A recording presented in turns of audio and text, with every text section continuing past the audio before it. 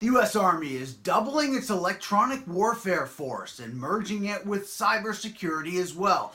It's part of a massive push to stay in front of the technical curve when it comes to electronic warfare spectrum threats and potential attacks. Now, one of the things that's happening is the Army is working closely with industry to develop first-of-its-kind prototypes, things like drones or soldier-worn devices, which are able to pinpoint enemy signals and jam them, knock them out, flood them, or potentially overwhelm them with a signal.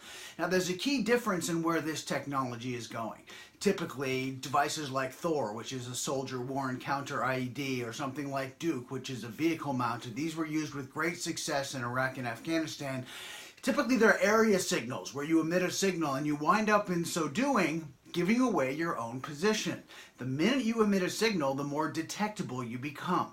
So one of the things that the Army is working with industry on is pinpointing this so that you can have a more targeted attack so as to have an offensive impact without giving away your position. One vendor, CACI, is working on this to prototype drones. And when you can collect signals that are very advanced, more so than your standard push-to-talk radios, more advanced that nation states would deploy against you, as an example, the synergy comes in that the more you know about the signal, the more or the better prepared you are to defeat it.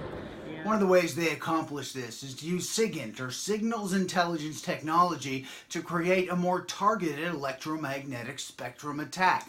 It creates less of a wider field of view and therefore operates in a different part of the spectrum and is much more effective. Deeper levels, we call it internals, knowing more about the protocol and what the receiver, the adversarial receiver, is doing with that energy, what they're doing with that message. And that's really where you start to get into the SIGINT world. But when you can apply that to the electronic warfare world, means that, hey, I don't have to just come online and do a power jam. I can have much more sophisticated techniques to counter those enemy communications. The program manager for EW told Warrior Maven that funding is in place for this massive EW push, and the idea is to start having prototypes in place as early as next year. Kris Osborn, Warrior Maven.